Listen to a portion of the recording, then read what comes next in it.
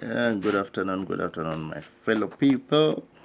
Okay, with no further waste of time, I want to come in and speak about this you know, syndrome or notion that is very bad for our Nubian queens. Um, I think that's also a factor that's leading to maybe them, getting trafficked or them actually being killed, and it's something that we need not blame them. We need to blame ourselves as an African society for creating that space or that platform. So sorry, I'll be cutting in and out. Babysitting. I'm babysitting a very, very, very stubborn ninja. Um, this I'm saying this because back when I was still invested in this e-hailing business, I encountered a lot of young African women who were so desperate for money, who were so desperate to leave a facade, to to, to, to, to to look like they have arrived so bad that there was nothing taboo in what they did. They were willing to do anything for that, 100 rand, for the 200, for the 300. Look, I'm saying this because I once drove a lady, a client, very young lady, around 18, 19, beautiful, a Nubian queen, to Midstrip. It was around, I think, 1:30 in the morning, in the AMs. That lady, when we arrived there, she called the person that had requested for it. That person did not answer the phone, and that trip was cash. She had to pay me. I think it was 400 something. She did not have a cent on her, and she tried to call the person. We stood for 30, 35 minutes. The man did not respond, and she was so desperate. And now I could stay and work around, the mainstream area, but now I have a person that I can't drop in the middle of the state. I have to come back with her. She ended up offering me sexual intervention in order for me maybe to can take her back and stuff like that. It is just fortunate that at that particular moment in time, my interests were not vaginal; they were financial. So I came back with her, and I dropped her, and she promised to pay me whenever she got the money and all that stuff.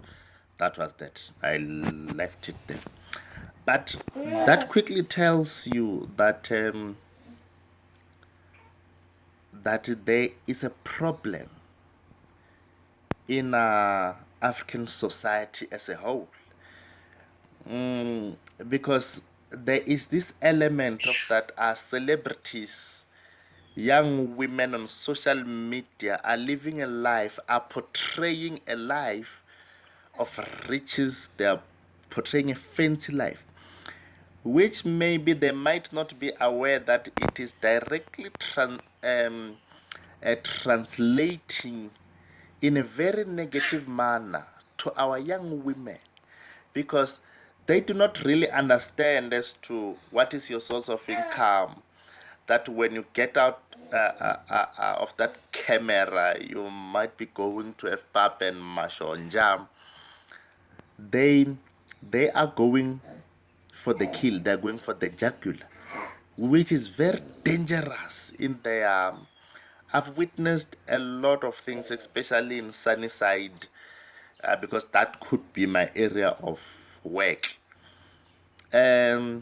This comes from a space where social media and and a very stereotypic thinking that people that are in Johannesburg, kana batho ba re makhuwani, who have come to work, when you go back home, you must go back in this nice BMW, you must go back in a nice VW, to portray a life of a person that has actually arrived, but knowing very well that you are not doing well, knowing very well that the challenges that are being faced in Limpopo financially is the challenges that you are facing in Gauteng financially.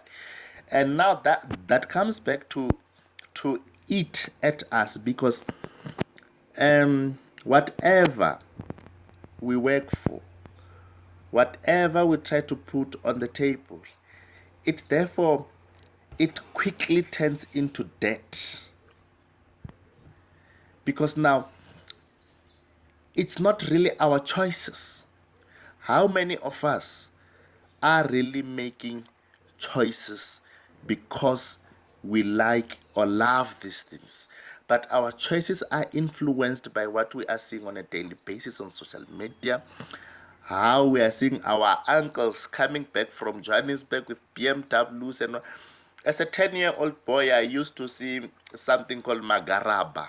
They would come back in nice vehicles, in nice clothing, and nice suits and whatnot. And I would, I would envy that sort of life. I would envy those vehicles. I want to be like my uncle. I want to come back, be flashing money and stuff.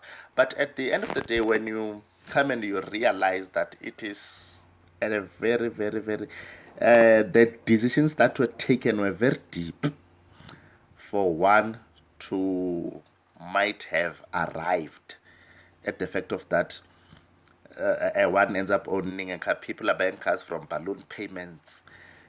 People. I know people who go to people and give in their cars and borrow money and say, no, I'll come and take my car when, and put your car as collateral.